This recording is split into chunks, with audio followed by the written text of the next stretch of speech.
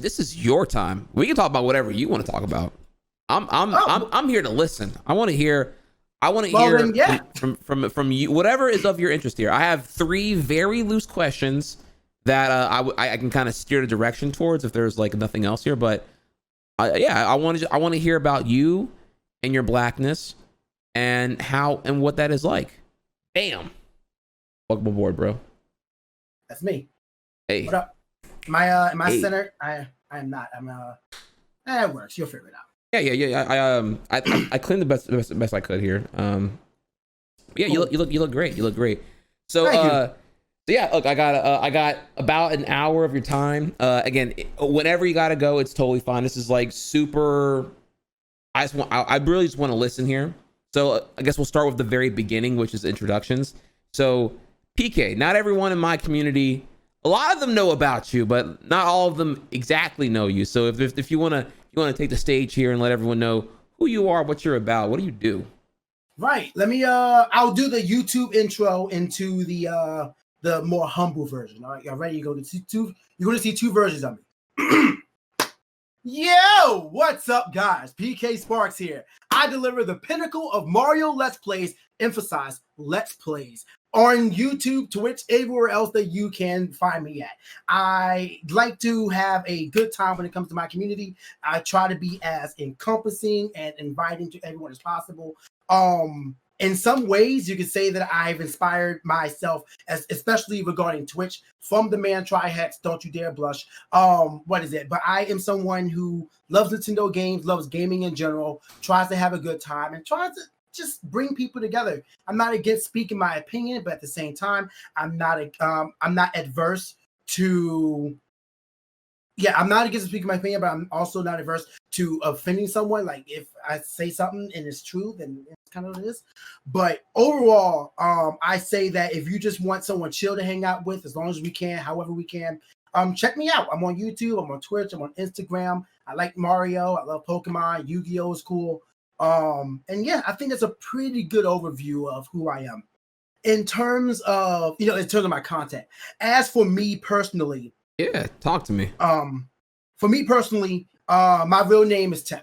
I normally don't introduce myself as Tim on the internet because internet thing. I don't really care if people know my name, but if I introduce myself to you as PKSparkxx, call me as such. But the man behind them is Tim. Tim's that awkward dude that got bullied in elementary school and middle school and didn't have any friends and whatnot. Like that general backstory. I don't have to go into that for you guys. Y'all know how it goes. But that's also how I got within the realm of YouTube.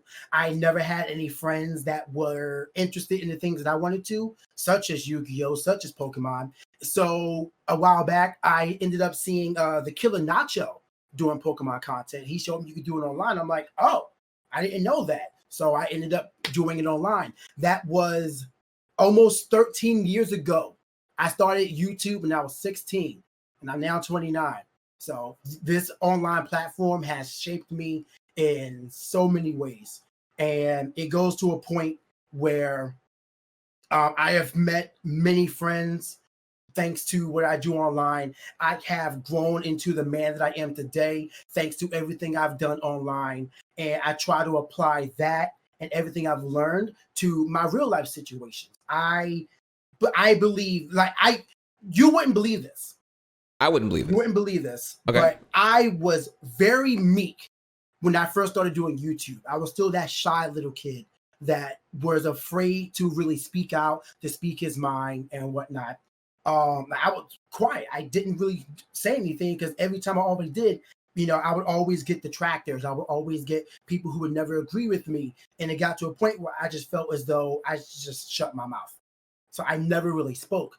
Fast forward 13 years later, and here I am doing commentary for esports events, being a host of some esports events, interviewing people, being able to speak my story right here to 1,000 people live on Twitch and whoever's going to watch this after, and able to somewhat eloquently form my thoughts. That way you guys understand the story.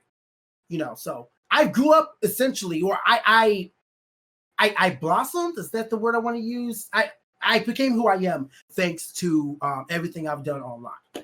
So I think that's a good idea of who I am. But again, that's just the general overview. We'll get into things as they come along.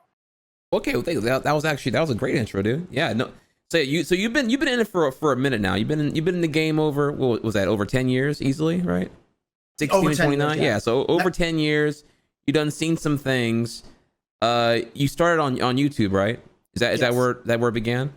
Yep. Can you while we're on the still topic here of the introductions here, I actually would love to know what was your ambition in the beginning here? Was there like a particular thing you're trying to get into with the whole like you were on YouTube to make content, but what was like, would you say that your mission or your motivation has changed since you were 16 to now? As far as yes, absolutely. When I first started YouTube, I started it on the PKSparkxx channel. That was the name. That's who I am. Which, I'll give you guys a little fun fact before we get into the beginning of YouTube. Where did PKSparkxx come from? I made up the name PKSparkxx because... Oh, wait, can I guess? I have a theory. You will be wrong, I promise you. Okay. I thought PKSparkxx was because like you were a beast at Mario Kart and you drifted so often that you did the little sparks. That's what I always thought it was, but I never really gave it too much thought. I know that is the most original guess I've ever heard regarding my name, and it makes sense. That's not it, but that's the most original guess I've heard. Okay, all right. But yeah, so the name PKSparkxx, I made it up because I thought this is my 7th grade mind at work. I thought that the way to be cool and be accepted by people, goes back to bullying, was to have a cool sounding name. So in 7th grade science, instead of listening to whatever I was supposed to be doing, I was going through the letters and making it up. So there was someone on my block named DA. Don't know what his name is, but everyone called him DA. So I just kind of went through the letters and kind of settled on PK. And then I added the Sparks because I just wanted to change it up. Then I didn't like how the S looked at the end, so I added the X, but I'm like, it needs a little more, so I added the extra one. Then I also learned about porn, so I took off the 3rd one. But so yeah, that's how the name came to be. Does it stand for anything? No, it does not stand for anything. PK is not an abbreviation. It's not a shortening. I am PK. What is it? I define it. Like if you think of PK to PKSparkxx, however it is, that's me. I am the definition. I am the abbreviation. I am the meaning. So that's where that comes from. But I made the name and I, did it on YouTube. And the origins of the channel became from me just wanting to find people to play Pokemon with. That's the long and short of it.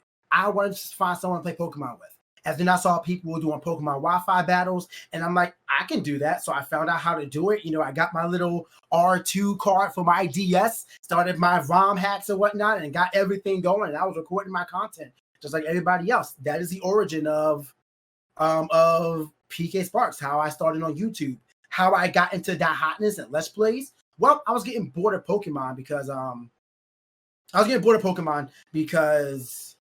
gen Wi-Fi battle, you can only do so much, especially in singles. So that's when Chugga Convoy came in. He was doing, ironically enough, an Earthbound playthrough. And I'm like, yo, this is dope. This is cool. That's also my first exposure into Earthbound. And then I learned that my name has nothing to do with Earthbound. I'm just letting you know. Yeah. It has nothing to do with it.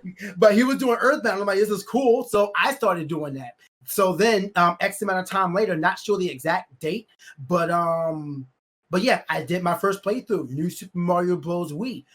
Then that's a whole thing that we can go into detail about. But essentially, I kept doing it because at that point, I just enjoyed entertaining people.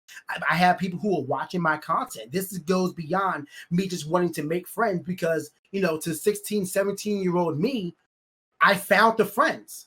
I had people who were interested in what I was saying. People were commenting on my videos, watching my videos, interacting with me on whatever platform like that. I was getting that rush, that human connection via the internet. So I kept doing it. And then I just, of course, I learned the YouTube game as it goes on. I end up getting popular thanks to a combination of 3 things. Me doing Mario Kart Wii custom tracks, which nobody else on YouTube was doing. If you search up Mario Kart Wii custom tracks on YouTube right now, you will still find my old videos to this day. That's how ingrained I was in that. to this day. To this day? To this day. Nice. But legit, like you can still find me on there. I may not be the top search anymore, but I'm still saturated. It was a combination of that. I also won Throne Controllers, which was held by the Runaway guys, Trigger Convoy, Proton John, and Nintendo Capri Sun. I won that and got an interview with then the Game Station, who I think are defunct now. And at the same time, I was doing a collaboration with my boy Kobatamati 456. Him and I were doing, I believe it was New Super Mario Bros. Wii on his channel. I believe that's what it was. Yeah, we did. We recorded it actually at that PAX. So he was growing, I was growing, and then because of that playthrough, we were both growing, and it just kind of expelled me that way I got here. So, with the circle of that, I started everything, and that pretty much gets me to where I'm at today. Thanks to my YouTube channel, I met my MCN or multi-channel network, Screenwave Media. I'm now employed with Screenwave Media. I'm actually a manager on their network. With the team. So that's awesome. That's also leads from 16-year-old me to now. Thanks to YouTube and being able to go full time, I was able to move out of my parents' house, which got me my first apartment, which helped me, start getting that whole confidence. Then I meet my lady at my old job. We're now living in the same house with our daughter. So again, that leads me from 16-year-old me to today. What is it? We have our own house. We're doing the whole thing. That's exactly where it's at and how it went. So it snowballed from me being 16 and just trying to do what I wanted to do to being where I'm at today. I would say the only thing, if I'm being real, I'm not sure about this. This is like a whole nother topic, but I feel as though I'm not around as many people as I would like to be. But in terms of, that good old American dream, I'm somehow the one out of everyone I know or knew at the time to be living it. I have someone who I love, a child with them, with my own house, and a job that I love working at. I don't know how I got this lucky, but all that started from just 16-year-old PK wanting to find someone to play Pokemon with. Dude, beautiful, man. Thank you for giving us the elaborative context of the whole thing there, dude. Well, I like details. Yeah, no, that was really, really fun here. If you don't mind, there's a couple things that we got to do. One is that apparently we are popping right now. Someone said at some point here we're over 3K viewers. I didn't even look over here to find out yet. I was just like sitting here, Nice. I was just cool story Bob, like, okay, yeah, I want to get to know you a little bit here. I want to get to know about you and your Blackness, actually.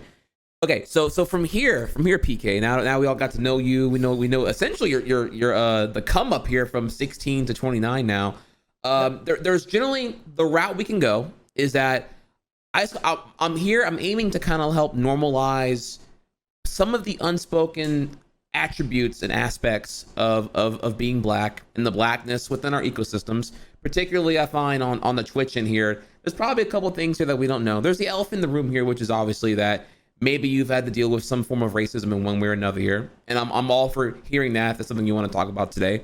But I do generally want to hear about your Blackness as a gamer, your Blackness as a content creator, and then if you, again, whatever you feel comfortable talking about here, your Blackness IRL relative to where you live and stay, and maybe anything you've had to experience. Right. So, because it's all about listening right now, and for those who may not be able to understand or relate to that Blackness, both positive and negative here, I'm all for hearing whatever you want to tell us about. So, if you want to go with gamer, if you want to go with content creator, if you want to go with IRL, or none of them, you tell me.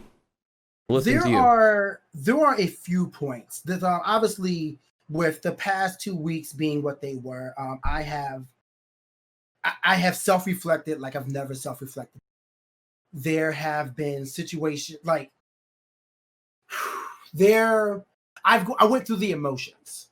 I went from I was hurt seeing everything happening. Once again, when it first started with George Floyd, then I was happy to see so many people stand up. Then I was I was angry about the response when people were actually speaking up about, hey, guess what? Black lives, they matter. Can y'all stop killing them? It's okay. And it was that whole thing. Then I went to a whole thing of anger where I was Like if I was out there, I probably would have been the one breaking some mirrors. Like that's how upset and angry I was. And I don't use that word lightly. I like to think that I have learned to mitigate my anger when I am upset. I'm able to actually figure out what has me upset. Why does it make me upset? Do I need to be upset about it? If so, can I correct it? But when it came to this, I was just upset. I was angry. But then it went to a whole situation of self-reflecting. I'm at that point where I want to talk to people about any situation that they may be confused about or ignorant on that I can possibly help them with. I'm only one person. My experience is different from yours, is different from anybody else who you may be talking to tonight. But I do have my own experiences. So I am very much open to any sort of constructive criticism, conversation, and my goal is to try to change the perception of people. Because right now, everyone sees what's going on in the world. Everyone sees the protesting. Everyone sees the looting. Everyone sees the rioting. Everyone sees the police brutality. But everyone perceives it in their own way. And that's where I want to speak at. I want to try to change people's perspective. I want to I want to change their perspective. I want to get it to a point where you can see my point of view. And I'm also not adverse to hearing other points of view. I want you to say, but what about this? Like, give me a counterpoint. I want to be open to that. But so you're not scared to have the conversation. No. As a matter of fact, I encourage it. There's no way things will get solved if we don't talk to each other. Like if I can somehow do it in a safe environment to where I can walk away and not know that my life is in danger, I would love to find someone who's an actual member of the KKK and just talk to them. Like that was something that I was thinking about. Like I know that sounds really dangerous, but I want to talk to you. I do. I sincerely do. I just want to give you my point of view. Find out where you're coming from. Where does this come from? Why does it hurt me so much? Like I want to. So like, if I may here, so the idea you're having right now, or like the general thing you're curious to explore is like, if you could, in a harmless way, free of like danger, I suppose here, talk to someone who is openly bigoted, openly racist. They may use different words here, often to describe themselves, clearly, but like, if you could talk to someone like that, a Confederate flag waving, pro KKK having, whoever it may be, and just like you want to like ask them like, what's your worldview? I'm trying to understand here, like, what's your justification for feeling superior to other people for things beyond their control? Absolutely. Is that where we're getting at right now? Yes. Yeah, because go ahead. I'm sorry. I was gonna say like if I feel as though even if I can change one person's perspective, that's still one more person that could probably talk to somebody else. And in that case, this is probably like, not appropriate to use right now, but it would spread like a virus. One person gets it and then the other gets it and then they talk to someone else. And it would, I believe anyway, I think that it would work that way, but I think that a lot of the fear, the frustration, the confusion a lot of people have is just a lack of understanding between everybody. So I just want to open those floodgates up. Yeah, I think there's a couple of things I can think of off top here. For those who are in that extreme spectrum, it becomes normalized from the opinions and the actions of others. I don't think it happens in a vacuum. I don't think you get to where we are right now in 2020 in a vacuum. You even have the people who are fixated on the end result, which is, in some cases, in extreme cases, the rioting and the looting, but not looking at the fact that, 3 years ago, it was a peaceful protest involving, namely, Kaepernick on a big NFL platform. But then everyone had opposition and were looking at it from the wrong perspective and fixated on fabric and flag respect and not like why this was happening and what was trying to be brought awareness to. Exactly. Was being undermined, right? And and where we hit a point now where 3 years later, they're pinned against the wall. We're pinned against the wall here. We're in the corner. You got coronavirus, economic depression, and civil unrest into like an unparalleled amount of police brutality, where something so egregious happened here that it was like, damn, dude, broad daylight. I truly believe that the quarantine situation helped exacerbate the situation of looting. I believe that with so many people already losing their jobs, they had an opportunity, but amidst the chaos, to get something for themselves. Mind you, still think it sucks. I really wish that we wouldn't destroy our own community. Like I drove around, dude, and it sucks. Like even the corner store was ransacked. Really? Like they have chips and honey buns. How much do you think you're getting from them? So I think that oh, go ahead. Yeah. I think that the looting just comes from that's an additional effect from the COVID situation, but also is put forth by, like, I don't know what the looters think. I'm almost positive some of them were just like, hey, I can get this for me amidst the chaos. What you gonna do? Ha ha ha. And then there are some that I believe that there are some that think that just destroying things is the right way. And then there was that video that you showed, I believe, yesterday from I forget who it was, but she let that she ended her statement with the thing. She's lucky. White people are lucky that black people want equality and not revenge. That video. Kimberly. I forget her last name, but yeah, Miss Kimberly. She put the destruction in a perspective. Was like, wow, maybe there is more to it. So I wish I understood it. I wish I understood it more. I feel like there were several nuances that are making people do it. Overall, I wish that wasn't the route we had to take. But at the same time, I wish that the police didn't feel that the route they had to take against the peaceful protest is tear gas and rubber bullets. You know, so it's just it's sad. It's sad that there's so much being done, and the only two options that it seems to be, it comes down to, is you're either going to listen or you're going to retaliate with violence. Yeah. So a couple things here. One, thanks for help here. It was Kimberly Jones, who there was a longer interview. Actually, I should probably throw it on the Twitter at some point because it's a great interview. Actually, I just give it the end point where it was like, you know, the part that makes you like really, you know, really feel it, you know, right at the core. But going back here to your question, or I mean the open thought here about, well, why are the riots looting happening here? I can think of two responses I can think of particular, if you care to hear them. One is that in a systematic approach here, the reason why you're probably seeing looting, like you're saying here, COVID-19, that situation is kind of making the fuse on the bomb that much shorter. And it's a lack of like economic parachute for like the most vulnerable in the situation right now, right? Where, like, you know, if you had like workplace insurance and work provided insurance, you're laid off. There's nothing really here for you at this point. You're not even given the infrastructure to be safe and precautious, because you're told, you know, you get fired if you don't already have COVID. But if you have COVID, you got to go to a doctor. You want to go to a doctor, you're talking about, you know, who even knows how much that's going to cost to get that covered and get that even checked on, because testing isn't really accessible and abundant and things like that. But going back here, if we just had like a systematic UBI temporarily during the declared national emergency of coronavirus, then, you know, if people were getting, you know, not just a one-time check, but, you know, hey, look, you're an American citizen or whatever, you're in America, and it's in our interest to have everyone under the same level of care right now, because if we don't, we're never going to get the spread under control here. So everyone should get some sort of resource to be able to stay safe and or get safe or get treated. And without such, we can't really count on that, right?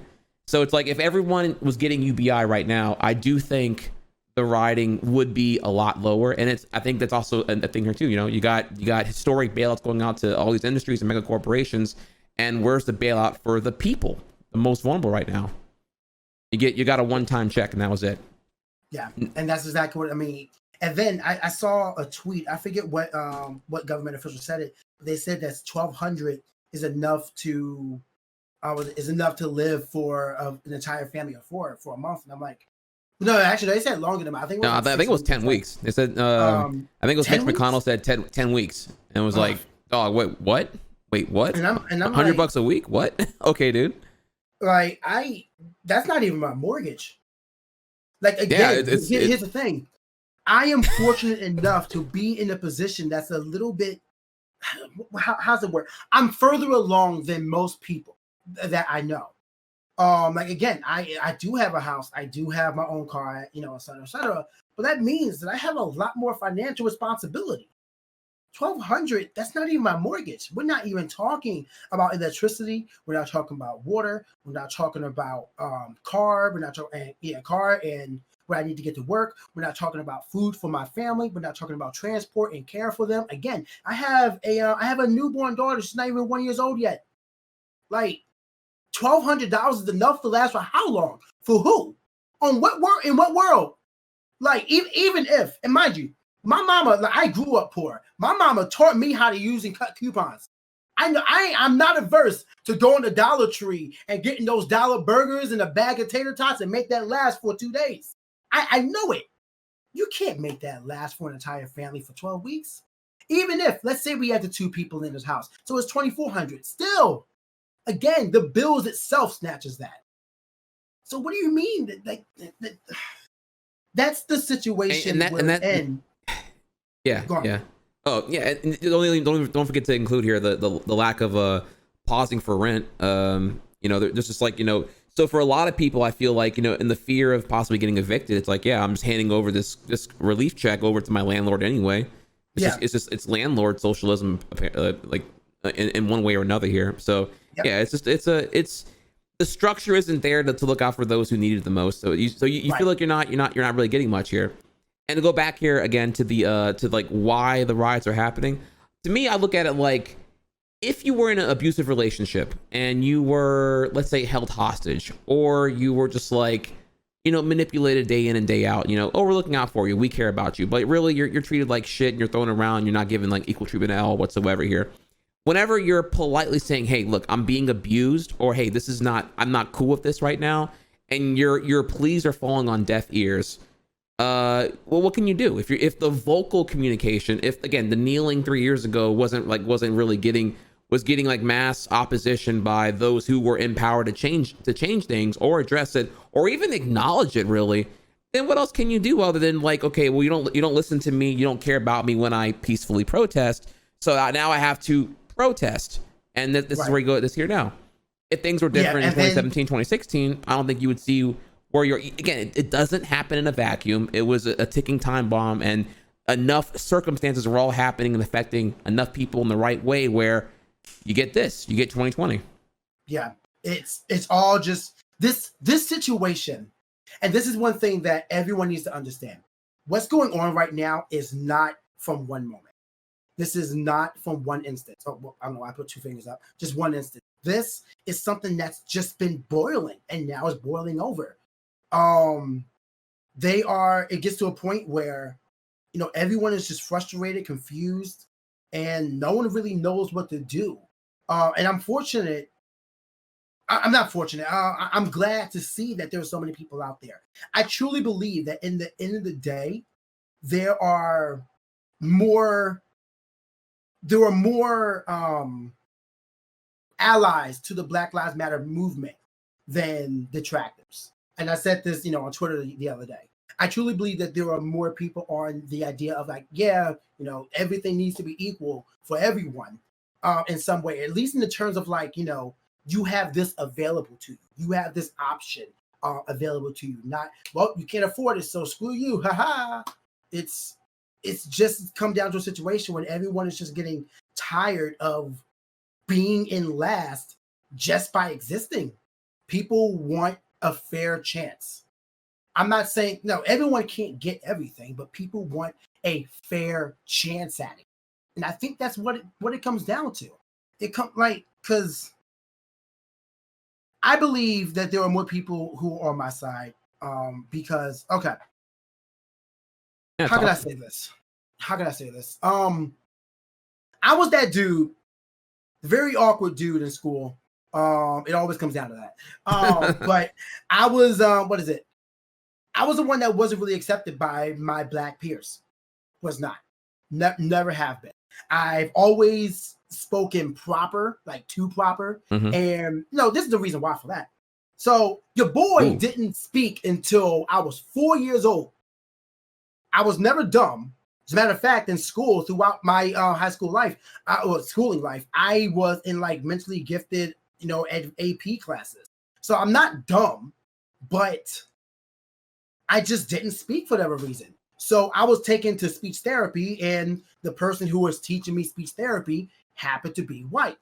So if I'm not learning speech from anyone else, and suddenly when I start speaking, it's from someone who is Caucasian, white, however you want to phrase it, obviously I'm going to take on the way that they speak words, the way that, their dialect. That's how it's going to go. But, me going back to the hood, going back to the urban neighborhoods and the urban schools, it was the first thing that always stuck out for me. It was just, me speaking.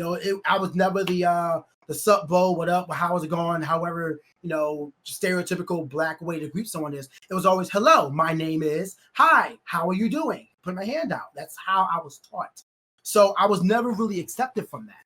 And that goes on until I got older, until I learned to just be more myself and stop assuming that someone, and again, this sucks to say. This sucks to say, but please understand that I have grown from this. But it took me a while to think that someone who was Black wouldn't accept me for who I was. That took me a while. Most of my friends to this day, most of the people I know today are white. But I do have a plethora of Black friends that I can talk to about other things, but it's never in the sense of, I'm with you because we're Black. It's just that I like you as a person. But, it kind of reversed itself for me. So, that whole thing, I know that everyone that I know who is white reached out to me in some way throughout this whole situation. Some of them asked, they said, how are you doing from this? And they wanted to know more. And I appreciate that. Some of them just, reached out and just said, yo, I just know I'm with you. This whole situation sucks. I ain't got nothing against you. And some of them I had to have a talk with myself. It was actually weird. I apologized for my mood being down. And they all said, you don't have to apologize. It makes sense you're upset. And that's still something I haven't figured out yet. Like, is it wrong for me to apologize to my Caucasian friends, white friends, for me being upset around the circumstances of the Black Lives Matter movement that's going on right now? It's still something I haven't figured out. Like if you want to give your thoughts on that, Trash, I'd love to hear it. Sure. So you're saying that you apologize to your friends for being upset when you're just like, when they were asking you how you were doing, and is that okay to be upset right now? Is that what the question was? It was more so about, I wear my heart in my sleeve. When I'm upset, people know it. Yeah. It's very easy to tell. And I know that goes out to everyone. So I apologize for putting that negative energy out there.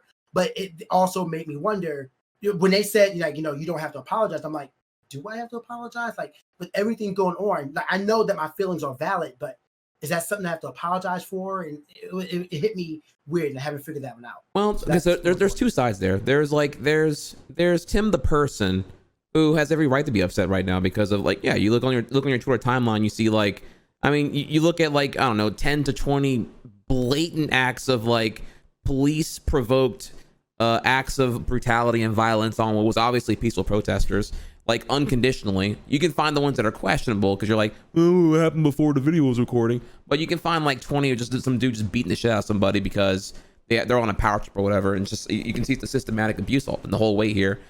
And it gets you down because you can relate to it. You see, you can look at a video of, I don't know, some Black guy getting pulled over, and it's like, oh shit, this is about to go down. And I watch, and my heart gets pacing because I can think about times I've gotten pulled over for a ticket, and I'm like, okay, I gotta Philando Castillo, dude, I gotta make sure that I got the 10 and 2, everything's visible, don't escalate shit, and I wait for him to tell me whatever he wants me to do. Like, I don't reach for the wall, I don't reach for shit. Hands are up the whole time. Things are totally different now, and because you can relate to that tension so well, because it's like, by being Black alone, that's the situation's escalated tenfold than compared to being a white person. Hate to make it so bluntly racial, but that is what it is. That is the reality here. So I think it's very fine to be that way. But comparatively, Tim, the person, PK, the content creator, is like aware this is out of the norm, and I'm not used to being so abrasive or maybe so assertive on the timeline about, like, fuck you racist people, or, fuck this shit right now, or, just you're being angry. That's human. That is, I think, being angry is the first step towards possibly, like, I guess like worrying is good, and you're aware there's a conflict here and you want to like do something about it because you don't want it to seep any further into the foundation of the country you live in, the ecosystem you currently thrive in, you and your loved ones and your family. You don't want it to like get any further. You don't want it to get to your front door and be inside your house and then consume all that stuff there. So 100%. I think that's a very that's very valid. And if people are mad at you for being upset, they're mad at the wrong thing, I would think. You know, we're at the point. If you can even ignore this right now, then that's intrinsically an area of privilege because you can afford to turn it off and not live it. I'm tired of hearing about racism and all this other BLM bullshit on my timeline, whether it be on Facebook or whatever, right? And it's like, well, yeah, well, imagine living it daily. Yeah. So that's what. So I think that's a totally fine concern to have here. And I think most people are. Keyword: most people are pretty compassionate and understanding that, like, yeah, shit is fucked right now. And it's also been fucked for a while, but it's pretty bad right now. And as we continue to bring more awareness to that, and kind of bridge the understanding here of like what being black in America is like compared to really anything else, we will see. We have the stats to reinforce it, and we have the experience to tell about it. So I think what you brought there is is totally fine. That's where I want to talk about next, is why this situation matters to me. Ooh, talk to me. I have had very few. I have had situations where I have been judged just for being black. I am fortunate enough that the only time I was ever called the hard R is when I was working in a retirement home, and there was someone there who was incredibly, that old school Southern white guy, and they openly said, we don't want that serving us. Like they were hard out. Wait, now you worked there, or you were just visiting? Like I worked there. I worked there. I was a chef in the kitchen. Gotcha. Now here's a little bit of irony there. They obviously got kicked out the building. Shouts to the job for doing so. And the people who walked them out were 2 black security guards. Suck on that. Felt the irony of that. Wow, perfect. But anyway, I didn't take that one to heart because I feel like older people they're really hard to get through. Obviously. Yeah. But I have had experiences when I was 17, when I was 21, when I was 21, and when I was 28 last year. And I want to share that with you. I'm all ears. The first experience of me being essentially racially profiled was when I was 17 years old. This was the very first day at my very first job that was, taxed and all of that. I just got out of school, went to the job and worked my 4 to 8. I get out my 4 to 8 and I'm just waiting on my parents to pick me up. Because again, I'm barely 17. I'm like, this is like mid-October. Mid-October, so I'm barely 17, and I'm waiting for my parents. And as I'm out there in the October wind with my giant, this is all important information, my giant puffy tan quilted winter coat my mom bought me to keep her baby boy warm. My black school pants, because uniforms are nonsense, and my book bag on. I am standing in front of a retirement home. I see the cops pull up. Like they're on the opposite side of the street. They pull up. I look at them. I'm not glaring at them, but like there's nothing else in the road and I see them. So obviously your eye goes there. And I see them slow down. So then I start like focusing on them, like, hi. And they stop, look at me. I'm looking back at them, not doing anything. Then you turn over to get in front of me. So now they're in front of the building. What are you doing here? Waiting for my parents. Where are they here now? They're picking me up. I just got to work. You work here? Yeah. Where's your ID? I don't have one. I just started working today. I just have this name tag that says, hi, my name is Tim. What is it? So they start questioning me about everything. Essentially, they back me up to the bench to get me out from the sidewalk where I'm at. So now I'm back on the property, but still near the entranceway of the place. So they start questioning me about everything. What's going on? Like, how long you been working, et cetera, et cetera. And as they're questioning me, my managers come out and they see this. It's right there. Whoa, what's going on?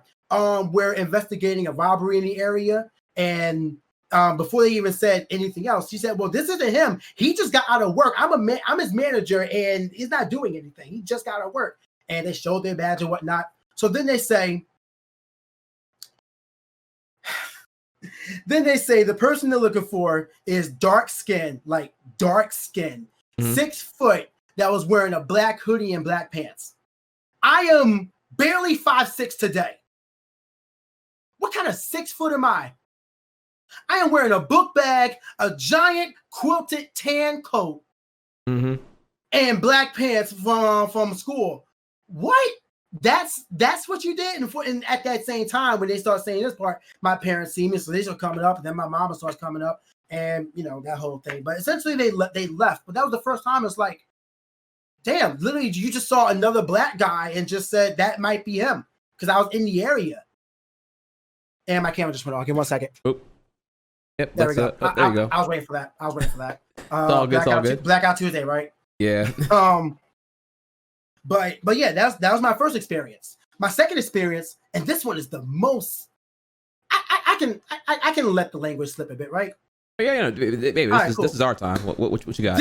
This one fucked me up, and it pissed me off to no end. This is summertime. No, tell us how you really feel. This is summertime, and I am invited to my cousin's house for a block party. You know how it goes.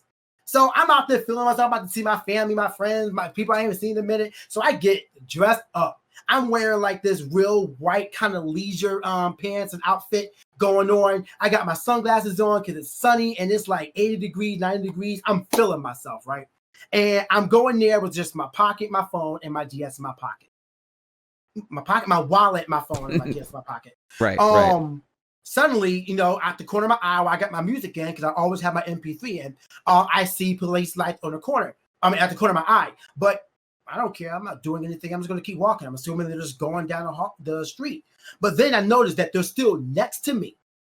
So I look, and they whoop whoop. I can hear that through the MP3. But yeah, they hit the horn or whatever it is, and I take my ear out. Can I help you? What is it? They pull over, stop. All right, so I stop. They come out from across the street and look at me and say, where you going? I'm going to the bus. I got a block party to go to. You mind going in your, what's in your pocket? They said that when me walking down the street, they thought I had a gun in my pocket. I had my fucking DS in my pocket. I had nothing else on me but some light baggy pants that still cinched up by a belt and a light shirt. And they see the square in my pocket, and think it's a gun? You think first of all, I'm not gonna keep that right in my pocket. I'm playing Pokemon, dude. This is 4th or 5th or whatever generation it is. What? That pissed me off. So then they want to say, all right, well, go. I'm a block away from the stop. Is anyone to catch me? Well, what bus you going to catch? The 18 is right there, the next block up. All right, you're free to go. What? And again, I am fortunate enough that this was not more. If they thought I had a gun in my pocket, how bad do you think that could have got? Oh, yeah, real bad. Like, this is not a joke. I want to say that this is a joke. I really do. But that's what happened. The third one was recent. This is with me in my car. And while the experience was a lot more pleasurable than I thought it was going to be, the fear that I felt is just as equal as anything else. There was construction going somewhere, so we had to take a detour. We take this detour, and I'm in essentially a new area, not really see anything. But I go to this, make the right, make the next left, and as I'm going down the left, I see police lights behind me. So I turn. At this point, I'm like, all right. It went to survival mode. You know how if you're in danger, your adrenaline pops up? That's exactly what happened. Not only that, adrenaline pops up and like all goes to the legs to run. Like it's like, yes. The hands get cold. Yeah. Yes. And at that point, I'm like, okay, hit the blinkers, let them know I'm complying, and I see them, I'm going to pull over. I'm not going anywhere. Go over to the next available area, lean to the right, and make sure you leave room behind you so you're not blocking traffic, but the cop can get behind you. As soon as I stop, I do 3 or 4 things, however it is. I go in my back pocket, get my wallet out, put it on the dash. I go in my glove box, get my insurance out, put it on the dash. I take my cell phone that is currently on my dash thing, turn everything else off, put the camera on me, make sure it's recording. Just in case, and I put it widescreen too. Turn it whole thing 16:9. You feel me? Yeah. The whole thing, and my hands are on 10 and 2. Nothing else. I don't care. My music is off. My window's already down, and I'm just looking and waiting. And at this point, I'm also looking. How many witnesses are there? How busy is this area? What's going to happen? What are my options just in case? That's what's happening the entire time. What happened was, from that first turn, there was a stop sign there that I did not see, and the cop said I did a rolling stop. So he asked me the usual questions. Where was it? Where are you going? Do you know what you did there? I said, I have no idea, officer. He said, you ran a red light, red sign. Where was the stop sign at? He said on the back corner. I'm like, this is like, there's a new detour area. I did not know that was there. Okay, can I have your license and registration and whatnot? I do it all. Apparently, this is something I learned because I'm new to having a car. But apparently, your insurance paper, you have to change it like every 3 months or every 6 months, something like that. Yeah, your policy renews on I think every 6 month basis, correct? Yeah, I didn't know that. So at this point, I have a paper in my dash that is 6 months expired. He points it out. I'm like, I don't know what to do. So fortunately, I just called my lady and be like, Midnight Help. You know, her name isn't Midnight, but that's her online handle. But right. Hey, so can you give me any information on insurance? Well, actually, no. Before that, I asked him like I could probably call my girlfriend and say she could probably help. So he says, all right, feel free to call her. So I take my phone, turn off the camera at this point. I don't know if he ever noticed the camera.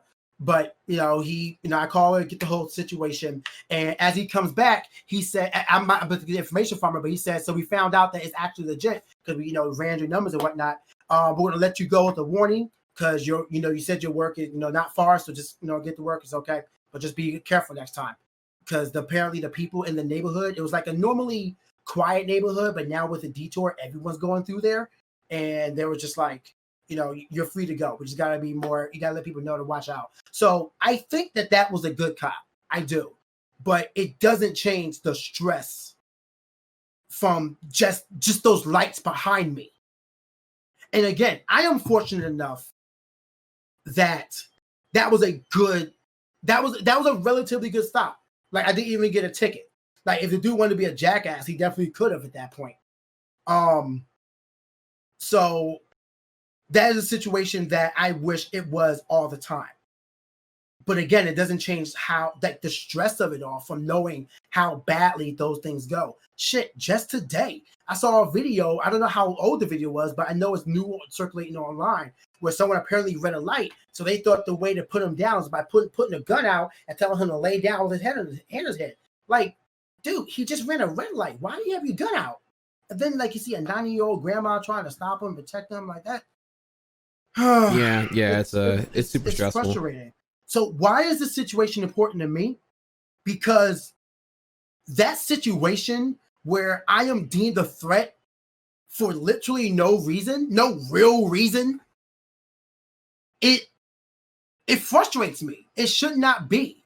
And I see the stories of other people all the time who are just existing. That feeling when you're walking through a neighborhood that you don't belong in, and you can't. We got to make sure I pull my pants up. Make sure I'm not showing any weird logo or whatever. Do I have any colors on me? I'm wearing too much red or blue, or whatever. No hood up. Absolutely no hood up when you're in a predominantly white neighborhood. That is always the first thing that goes off.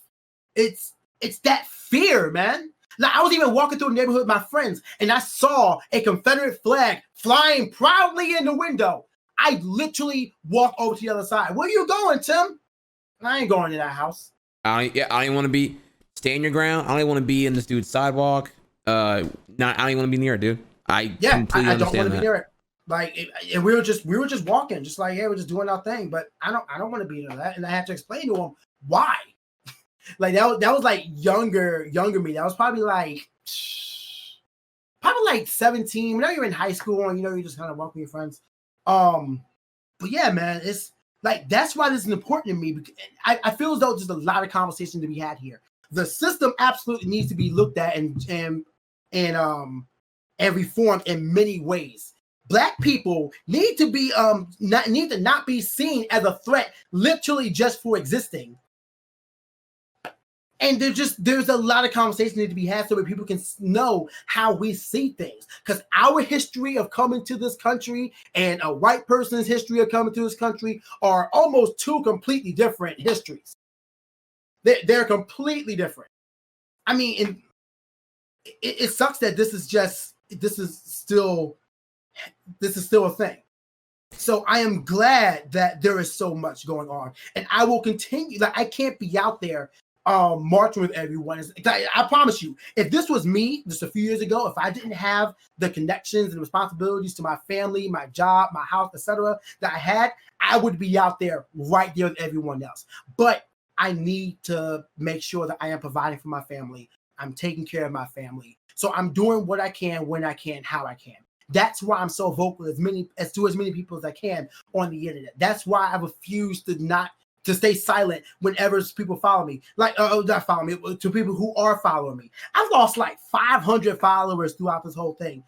To hell with y'all. Like, I kind of wish we could have had a conversation, but if you see the situation and you're just dipping, there's something wrong.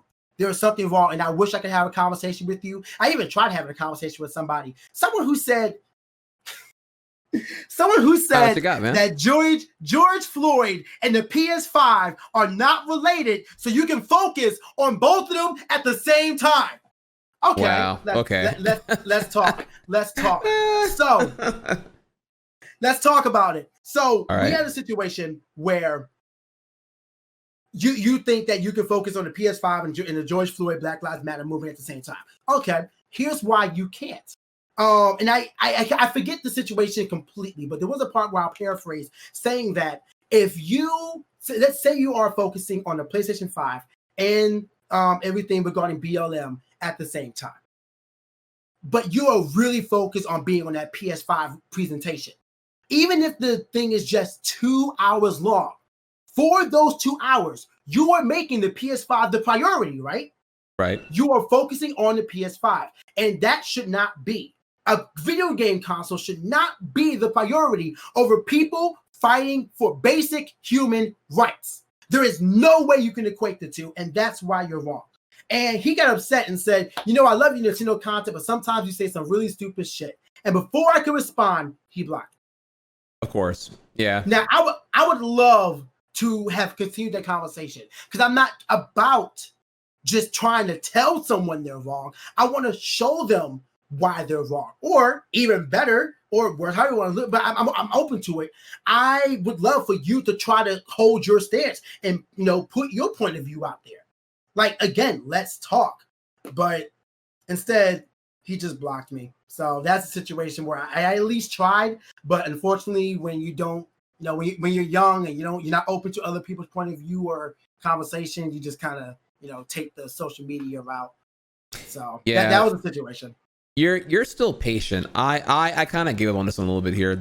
Or maybe I got burnt out on here. I tried to have the civil discourse and engage in everyone who may have like a perspective I disagree with, or a problematic one, or a misinformed one. I try to always come out and try to find the lowest common denominator. Can we agree racism is bad? Yes. Can we then go to the next step, and then the next step, and then get to where we're at BLM? Because there's a whole lot of ALM this and yeah, but they're looting, or yeah, but the cops are risking their lives and you should put more respect for them, or yeah, they should respect the flag. Okay, I can take all those and we can pivot them back to, you just gotta find that lowest common denominator of where we all agree, again, racism is bad, or we're all Americans, or whatever it may be here, and you can kind of go forward increment by increment until you figure out, okay, where the problematic difference in perspective is, and we can kind of figure out where maybe your issue is and my issue is, or whatever it would be. But after, I don't know, it's dude, you say one thing that you feel is not even controversial, and you get 50 people up your ass about it or whatever. It's gonna be I don't know. It's exhausting day by day, and I find above everything here, the route you're taking right now with that, it is admirable and it does change someone. But like, how many are you gonna like? How many people are you gonna sit here and do that to? Honestly, like, how many ALM people are you gonna sit here and give like 2 hours of your time to ultimately curve them and bring them to like, I don't know, the light or a different perspective, whatever. It's not realistic. And more important than that for me to you, and this is like a me and you advice thing right now, or I'm trying to at least. I don't think it's sustainable. I think it's going to hurt your content long term to sit here and engage with and go that route and like DM every person who's going to disagree with you endlessly all day long. Like, well, yeah, I'm definitely not taking that route. I'll tell you right now, I'm definitely not taking that route. My point of view is, if let's say I get into a conversation where I tweet something and someone responds, I will respond to that person. If I have the time, if I'm not, with my family, whatever, if I'm sitting there and I have the time, I will have that time. And I'll try to talk to them. But I understand that I can only do so much. I can't talk to the world. Even right now, with the 6,000 people that are watching right now, the unfortunate situation is that I can't have an individual conversation with them. So at the best, even on this platform, what we can hope for is that they listen to our words and internalize them for their own thoughts, for their own conversations, and say, well, this was just something I heard and we can apply it as such. And that's kind of the approach I'm taking when I talk to someone via Twitter or any other platform, where even if I can only talk to one person, that's still one more person I can talk to. And sometimes it only takes that one extra person. You never know who you're going to reach out and touch to. That's kind of like how life is that it only takes that one. One thing that I've learned, this isn't really related to BLM directly, but it's like a viewpoint I have on life, is that, essentially we live for the moment. A lot of things that we do, so much of the back end work is for those moments. So the way I see it, me talking to someone directly, that's the back end work to build up to that one moment. And while it's unrealistic to say I can talk to everybody, it's very realistic to say I can talk to one person. And if that one person talks to one, talks to two, talks to four, then that's something. I know it's not much in the grand scheme of things, but again, my hands are kind of tied with what I can do. So I'm just doing what I can. All good, all good. So you seem already aware. The whole thing I was getting at here was like that you I don't want you to like sink. I don't want your ship to sink in effort of like keeping others afloat. You gotta have yourself on point. Because all right, maybe you do a better job than me, honestly. Because I used to do that. I used to like, okay, let me just hop in here and engage with a couple people who I feel have some problematic perspectives that I want to like give an enlightenment to, and I end up like burning 2 to 3 hours on maybe 2 people at most, because it's like it's a very lengthy exchange ultimately to kind of get their core of like maybe they had some like racist, bigoted older cousin who like influenced them back when they were 16 and it led to them whenever they were 18 and normalized it over the course of then. You had yada yada yada, because when they were 16 they had a Confederate flag belt buckle and they thought it was cool shit, and to them it was like Hollister logo, Confederate flag. Same thing. It's a style thing. No big deal. No, I'm serious here. Like, dude. No, you're right. I just love the comparison. Yeah, dude. To them, that's kind of what it was, right? It's like, okay, damn, dude. So you gotta really drill them back and bring them back 10 years of brainwashing and be like, okay, let's bring this all the way back to that point then, because that's where we got a huge divide on the reality versus your perception of it. Yeah. So, and ultimately, I found for me was like, I was not able to get back in like a merry mood to put on like that A1 Trihex content. And I didn't want to be like, I didn't want to like warp myself into like this like perma doomer mode. But it's kind of what I had to do. That's kind of what I ended up doing whenever I was like pre-gaming with like, I don't know, politically charged engagement before I was, coming live for a stream. So, yeah. So as long as you got you good, you're not like sinking your own ship in effort to pull others up here. All good, all good. No. I actually learned that lesson Sunday. I was dealing with stuff online and I'm like, all right, let me stream like I normally do. And mind you, this is like Ninjala Day. All this stuff is hype.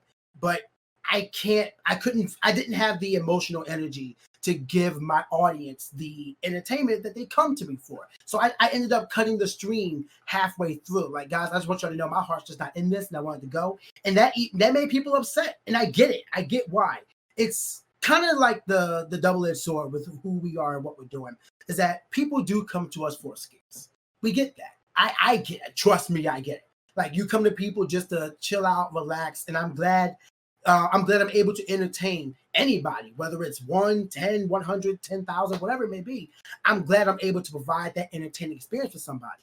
But there are some times where a stance just needs to be made, and that's the situation that I'm in right now. So I have adjusted so that way I can do this accordingly. It's, I'm wearing many hats right now. Again, I'm doing a hell of a lot, but I am under the guise that, under the thought pattern that, something is better than nothing. So I'm doing it. I'm doing it as best I can. But yeah, I think it's important to talk to people and give as many people as possible my perspective and point of view on things. I no longer want to shy away from tough topics. I no longer want to, turn away whenever someone shows any bit of opposition. I'm going to approach it head on with the utmost respect as possible. And we'll see where it goes, but I at least gotta put it in. So brilliantly put here. So before I put a ribbon on and tie it up here, let's go back to the whole thing about you were saying how, like, you've lost some followers, and that may be some form of like a negative reinforcement that maybe like, oh shit, am I being too political? Am I being, there's this conflict that, honestly, this is me and you right now, a conflict that I was going through, which is like, am I being too preachy? As a content creator, like, everyone knows Trikes for the sick Mario Maker and the chill and, I don't know, the genuine brand I put on and blah blah blah here. But when am I being affected as a communicator of what's important right now beyond my typical content?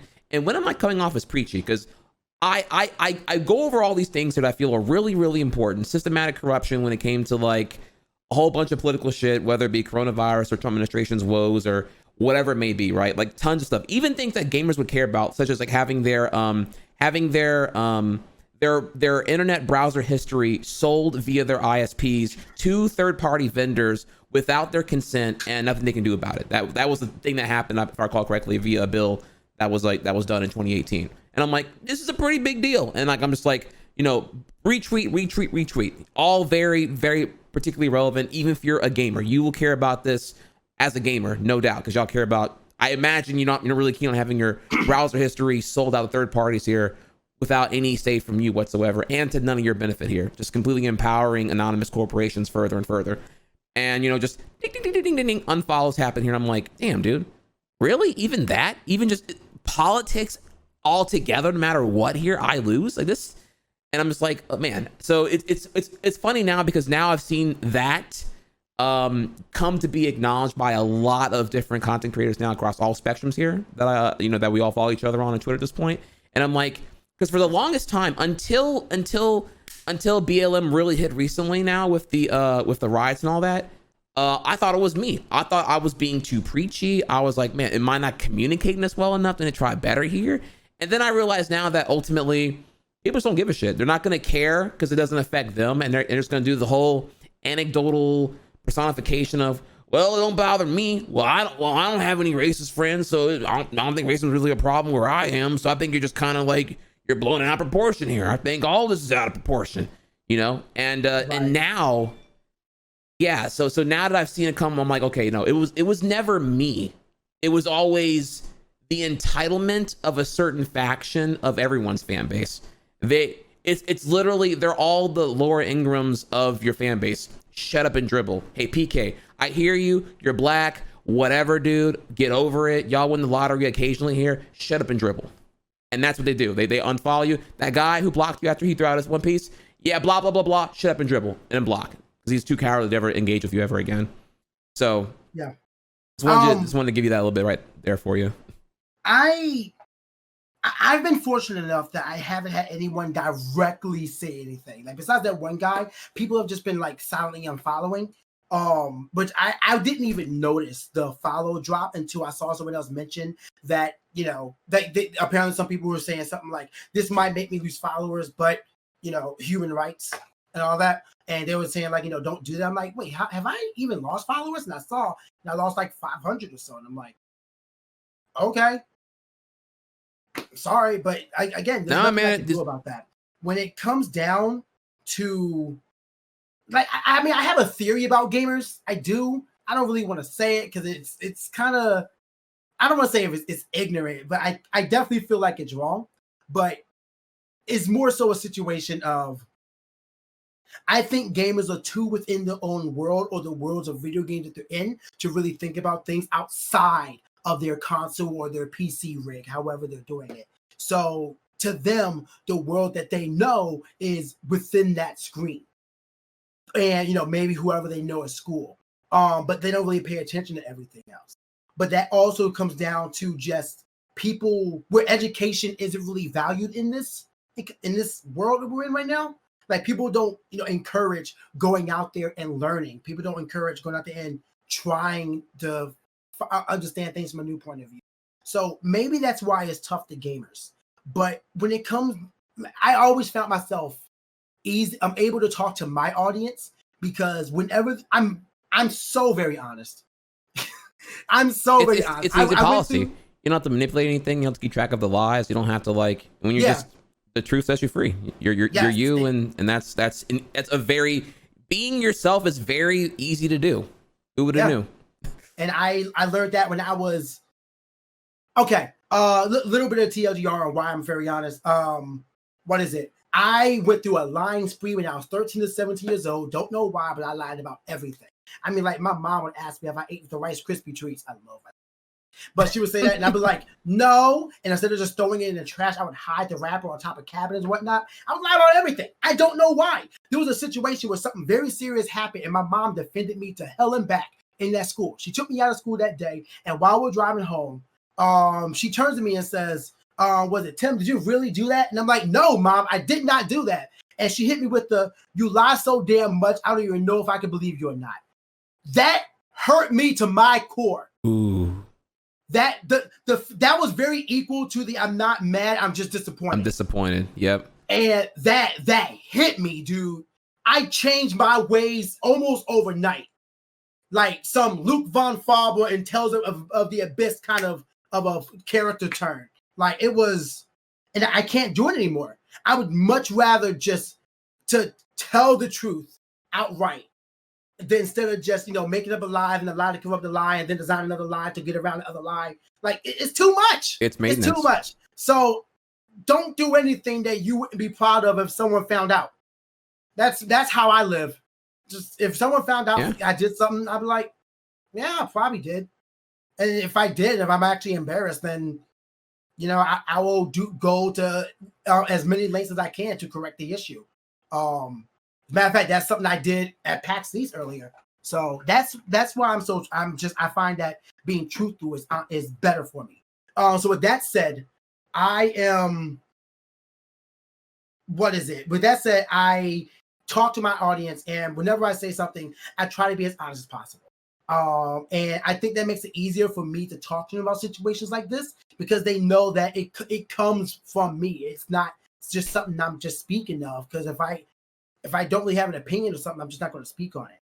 So I feel as though it's easier for me to talk to my audience, but I do see a lot of people who are getting attacked for doing so. Like, even The Rock came out with a statement for Black Lives Matter, and he got attacked. You know, the equivalent to shut up and dribble. And it's like, wow, even like one of the most biggest movie stars, when they come out, will get this. Bro, what do you think it is, dude? That guy who blocked you, you're political, I don't want to hear this, dude. So they retreat to another corner, and and their island of isolation and privilege is getting smaller and smaller. Damn, The Rock too? Man, preachy, bro. Let me go somewhere else. Damn, dude, you know, just go to the next person until it's like they're looking for someone to relate to, man. Can you believe it, dude? All these guys here, they're nagging about this, but it's like, I mean, dude, I'm poor and it's fucked for me too, blah, blah, blah. And it's like they're just waiting for someone to reinforce a worldview, ultimately. Yep. And they don't ever think that maybe your worldview needs to be changed. I don't know. But and don't get me wrong, when I say The Rock, like emphasizing it, I wasn't more so saying like your opinion should be solely dependent on celebrities. I really don't think so. I encourage anyone and everyone to have your own thoughts, be critical of anything and everything that you see or take in, and don't take everything for granted. Like please, don't just let someone tell you something. Like have that conversation. Yeah, critical thinking, we definitely lack it at this point. It's a common thing. It's like it's a lot of hive mind, tell me what to think kind of stuff. But if I can hear I realized we're in a dark period whenever I saw like the lack of empathy in the average American. I shouldn't say average American. This alarmingly a higher amount of Americans than I expected here whenever it came to coronavirus. Let's bring it back here because racial tensions. That's a more complicated issue to get into, right? You have to like really go into like self perspective and like kind of project your experience onto other people who can't directly relate because they're not black. They won't know until you tell them about it and have that uncomfortable conversation about privilege and status quo and an A-B situation where like you get pulled over and your race versus my race in two different scenarios playing out, side by side, right? But go back to coronavirus here and it's like, dude, people didn't give a shit about that until it affected them. Think about your camera died. Think about how like, oh well, okay, corona, whatever, dude. It's no more deadly than the common flu, and it's like, okay, well then, and then it stacks up here. Oh well, 9/11 killed more people, and then it gets past 3,000 deaths. Oh well, it's not as bad as car accidents, and it goes past that. We just keep going on here, and then it's like, dude, dog, it's killed more than the Vietnam War. Like what goalpost can you possibly move this to this point here? Like whenever you take it seriously, and the reality is, there was never a goalpost in mind with them. They were just going to keep on moving it because it was like they never were going to ever admit fault because the ego was too fragile or whatever it may be here. It's just like it's shocking and it's alarming because until it literally happens to them, or I don't even know, maybe if it happens to one of the family members, to be like, I don't know, man, tough luck, bro, you suck. I don't know, you're just not. It's not there. It's wild. It's wild, and I know I hope that's a minority at this point now, but like given how inadequate the empathy factors were for coronavirus, I feel it's a much steeper, and that's a very ironic, I'm gonna say the words black and white. It's a very black and white thing. Like it's in your interest to have status quo right now. So if you want to conquer this foreign threat, not foreign, not like country foreign, just like foreign to what we have now in the status quo here. Yeah, this foreign threat. You want to stop the spread, so you want to follow these instructions for that to happen. So you need to be conscious of like these precautions here to make that happen here. Like it's enabling literally of what you have right now, what you currently enjoy. You can't even give them the agree to do that there. They're just like not even on that. So you want to talk about like disrupting the status quo now to acknowledge racial tension and inequality in the country. It's like much more, it's a harder battle to climb right there, I find. There's a shockingly high amount, more than I expected here, of, I call them TFGs, too far gones. I'm not sure what it'll take, but imagine trying to have like a really bigoted like 70-year-old person and try to convey to them that like, you should probably, I don't know, like you should not be racist and you should not be homophobic, right? Like that will take a long time to do, unless you're directly like their like granddaughter or grandson, right? Like it's gonna that takes a long time to do on that front here. So imagine like trying to have an equal conversation of that caliber and weight about racial tension to people who are less like directly related to you, and it's a very uphill battle, I find. I have given up on that battle because again, it's very difficult. It is very difficult to get to a point where you can actually try to change their point of view. Some people are, not everyone is set in stone, but when you've been living that type of life for 60 years, 50 years, whatever have you, it may be for you, it does get to be a point where they're just like, I've been doing this all my life and I got this far. I ain't changing for nothing to nobody. I believe that what needs to be done, this is my thoughts. Definitely only internalized, not discussed with other people to see other different differing and competing points of view. But I think the situation, the best way to go about this, to actually cause some actual change within the world that we're in right now regarding equality between for human rights, is this. The system needs to change. First and foremost, we need to get the individuals in there that are going to put the system in place, so that way legally this stuff should be deterred in some way. And if it does, there will be an appropriate punishment applied. What is it? That I think that is where it needs to be done first. That way you can see that, there are many other people regarding it. Many other people who are supporting this, and that's what it needs to. That what it needs to be. This is what we got to abide by. Then from there, we start the discussion. We talk to people about why this needs to be, why it's an issue that it should not. That needs to be corrected by law. Why we need to, like, for lack of a better word, force this on people. But I think that the system around it needs to change, and then we use that system to educate other people about why this is. And the way I think we do that is by getting the older generation up and out of politics and get some new blood in. Like this whole, like my whole thing on politics, not getting into a whole thing of Democrats or Republicans. And I'm not even saying I'm independent. I'm not stating my political affiliation at all. Where we're at right now, people may say they're Democratic, people may say they're liberal, people may say they're Republican, conservative, whatever. The way I see it is that we have us versus them. And everyone is just trying to get them that are us versus them. We have a situation where there is a bad person causing a lot of bad things to happen to the entire country. Whether you want to believe it or not, that's what it is. This is not about a political affiliation. I don't care if you're Republican. I don't care if you're Democratic. This is a situation where humanity is at stake. And that needs to come before anything and everything else. Yeah, it's a human rights issue. Until we understand that basic foundation, nothing is going to change. Until we understand that people are people and everyone at the end of the day just wants to live, for the most part, it's never going to change. Again, this is not about party affiliation. This is about doing what's right by people in general. Whether you're black, whether you're white, whether you're Asian, whether you're Hispanic, whether you're Canadian, whether you're Australian, whether you're African, no matter where you're from, you are a person. Your life matters. Yes. I'm just going to throw it out there. Yes, all lives matter, but all lives cannot matter until Black lives matter. That is the flat point.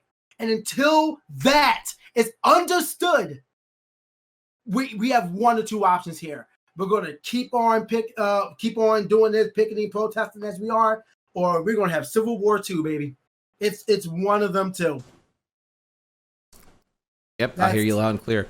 Man, you're killing it right now. I feel like there were some things I wanted to follow up with, but I kind of forgot them now because you just kept going. I was like, nah, I can't stop this train right now, dude. You're killing it right now, dude. So I apologize for not having the most thorough follow-ups here, but you're just like, you came in and you were ready to roll, bro. Well, dude, you've been killing it. So okay, we're on a tight thing now. Yeah. We got DJ Night coming up here next. So man, okay, you had a lot to say. And I appreciated all that. Is there anything you want to talk about relative to closer to our ecosystem?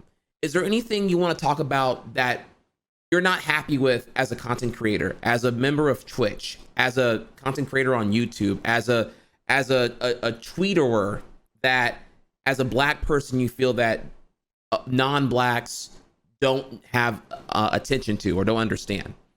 Nah, man, I think everything has been fine. We just gotta keep now. I was like, wait, what? There were some things. What my first, actually thinking about it as a content creator, this is something I did not share. I used to be a Let's Player that never showed his face. Again, the whole Chugga Cowboy strategy. But I had a friend that convinced me to do my very first play with face cam, so I did so. When I did that, I lost 2,000 subscribers that day because people didn't know I was black. Wait. Whoa. No cap. Like, you serious? No cap. I'm 100% serious. What? Okay. I am 100% serious. again, I lead this to me and just how I speak, how I carry myself. I guess people just assumed that I was white. And that's when I crafted the universal internet truth. This is not this is a joke, but it's kind of like what I say. Everyone is a straight white Christian male on the internet until proven otherwise. That's like the default. Right. Blonde hair, blue eyes, this is just how it is. And that showed me that. I had a lot of people say, wow, I had no idea you were black. And it was like a major thing. Why? And I was just like, why? Why is that such a big deal? And it was something that really hit me. And there's even how do I want to say it? A stereotype, an archetype of a black content creator.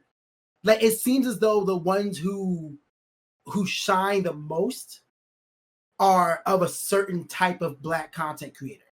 You know, like, we're always loud, we're always boisterous, we're always obnoxious, loosely. I use that word loosely, yeah, but obnoxious in some way. They reinforce the worldview of the tropes, which yes.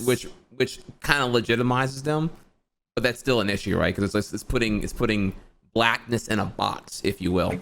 Exactly. Like, when I'm excited, I'm loud because I'm excited. And I don't want to hide that. Like, yeah, this is great. Gatorade and all that. I'll yell everything. But that's not me all the time. Likewise, when I'm sad, I'm somber. I'm low voice. I'm recluse. I don't want to be out there as much as anybody else. But that's when I think that when it comes down to black creators, we need to be accepted for who we are as a person, not assumed to be one type of person because of the color of our skin or however we may look. Like, I don't have slang in my body. Like, I may have a few things, like I may hit it sometimes, but I'm not someone who's up on slang or whatever it may be. No, I'm pretty straightforward. I'm flat English, so it's just. Well, you were hitting on a thing earlier. Like, actually, I didn't even get to exchange with you. I'll let you speak, but way earlier in this conversation, about an hour and some change ago, you were like, "Yeah, you said you didn't feel accepted by the black kids because you spoke well, or you didn't speak black enough, or you acted too white." And oh my God, were you hitting? That was middle school, high school for me. That was like full stop. I felt that. And we can easily have another conversation just on that topic. Meaning you can fill an hour alone on just that topic. So to know that it's infected, that it inevitably was going to infect your content creation world on the internet, is it's saddening that your race is super relevant when you don't even want it to be. Like, when it's beyond your. And I wish there was something I knew, but to say, like, I am proud. I am damn proud of the man that I am today. Through all the experiences I've had, through the mistakes that I made that are fortunately not on the internet. But I feel bad for kids nowadays, man.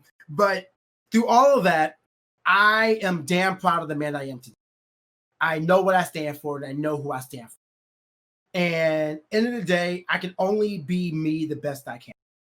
And I think that for me, speaking personally, you can either accept me as I am or kick rocks. I do nothing to nobody. I have no ill intention to take somebody down unless you wrong myself or somebody that I love. I'm just here to have fun, make some dumb jokes, make friends, and relax. And in terms of content creation, I think that we should not be assumed to create a certain type of content just because we're black. I think that everyone needs to get into a point of view where you just accept people for how they present themselves, and you either take it or leave it. But know that the color of their skin, color of their hair, the color of their eye, whatever, most likely does not affect or dictate what the content is going to be about. End of the day, I like playing Nintendo games. I like JRPGs. I like Yu-Gi-Oh! And I have a pretty decent smile. So you got a great smile. Absolutely. So I think that's it. Okay. That's why I want to leave. Oh man, okay, wait, all right. So then the last question here, and take your time because you can milk it really good here.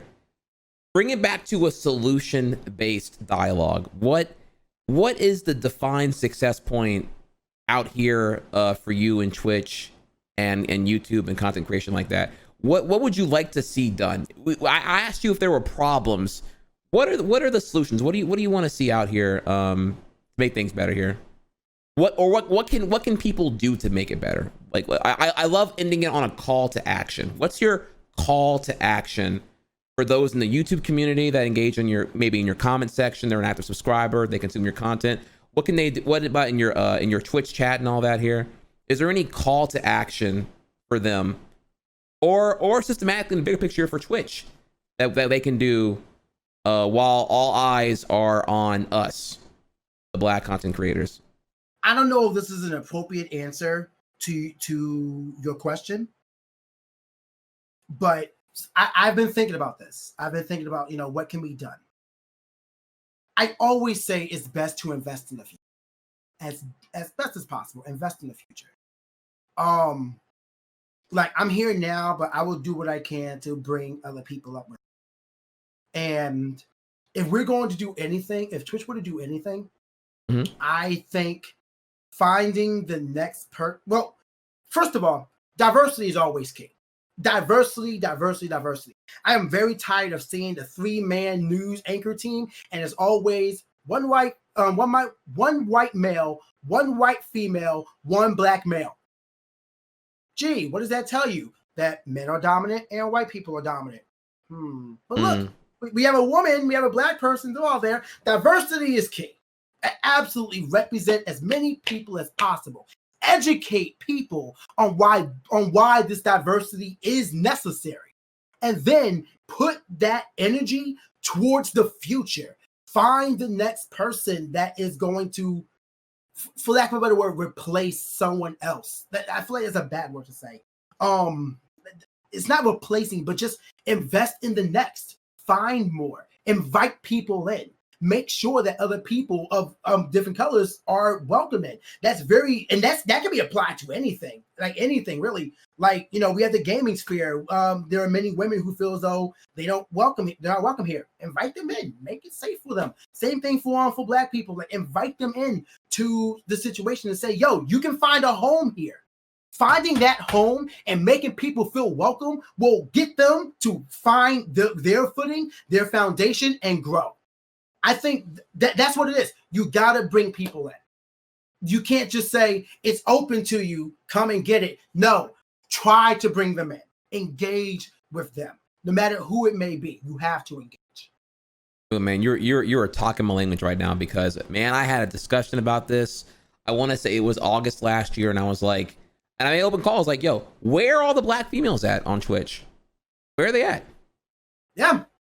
And I want to get to the bottom of it. It's open-ended question. Where are they at? And it's like, I feel like there's a very loaded question, because there's a lot going on there for, like, how many hurdles must a black man go through? How much racism and bigotry, and in your case here, I mean, literally, you got the most direct of negative reinforcement. We now know you're black because of the face cam. Yeah, I'm not into all this, dude. You can take your Kool-Aid and watermelon, get out of here, bro. Unsubscribe. You know what's crazy? I don't even like Kool-Aid and watermelon. Yeah, it's not even a good trope. Yeah, everyone likes chicken. Well, like, I don't even get how that's even a thing. But either way though, the imagine how many hurdles a black man must go through and must deal with, compared to, like, just, your race alone opens you up to a whole new portal and realm of harassment, bigotry, actual racism, etc., toxicity. And then imagine how much sexism goes on, and then imagine the two like things hitting you at one time. Just a black female. It's like, well, fuck. Did you ever have a chance here? Good Lord, dude. A gay black female in the South. I wish you the best of luck. Oh my God. Oh, dude, trans black youth. Oh, forget it, dude. It's. Oh yeah. I can't even imagine. Like, in my high school, that it was wild. It was wild in South Louisiana. I hope it's better now, but I fear getting that reality check here, unfortunately. But it is something I most certainly want to explore. So that is That was really good. That was really good. I thank you for giving that call to action. Make the initiative. Don't just like make it a free for all. Get them out here. Normalize the representation, because it does matter, most certainly. So yeah, representation is key. Well, Mr. PKSparkxx, man, we went on so many routes here. I couldn't even keep up on this. You were the one steering the ship on that one, dude. Thank you for doing that whip action right there. Let me. Are there any last words that you want to throw out there? And then you can also do your do any plugs if you got anything hot, because I most certainly would love my community and those all right now to check out and consume your content as well as more Black content. So feel free, bro. What do you got going on this week? And send us out, bro. What you got? Whew. All right. Well, I want to thank everyone for giving me your ears. Honestly, the fact that I was able to speak at least my truth to people who are willing to listen means absolutely the world to me. And I thank you so much for the opportunity. And I hope you give that same ear, that same willingness to listen and take in other people's experience to everybody else who's coming up. I believe you said DJ Night is up next, right? DJ Night, DJ Night's coming up next. DJ indeed. Night, yeah. So please give him the the same level of respect as you gave me. Because I mean, I see you, Chad. I see you. Like, I see you.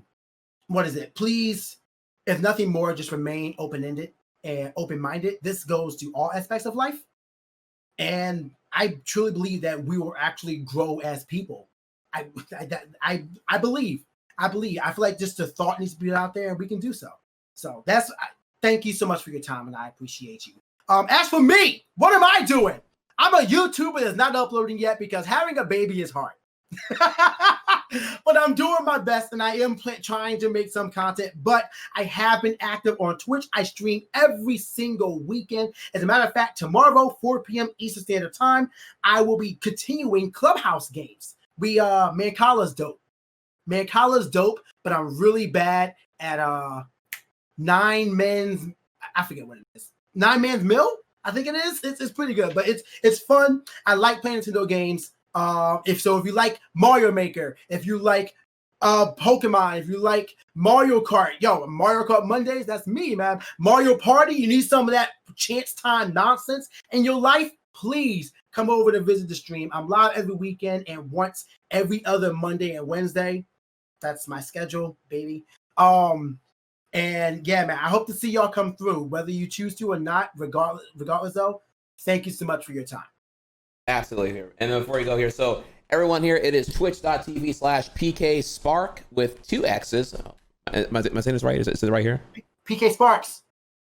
PKSparkxx, PKSparkxx. So yeah, get in there, boys. Check them out. Thank you so much again, man. You killed it, dude. You killed it. Hey, man, I love talking. All right. So thank you for the mic. Yeah, thank you so much, man. I'll see you on Twitch, man. I'll see you in the chat. Thanks again, man, bro. I'll see you. Hey, I saw Chance Time, I saw that. Hey. All right, y'all. All right. I'm gonna take my leave now. Thank y'all again, and I'll catch y'all later. All right, bro. See you, man. Later. Okay.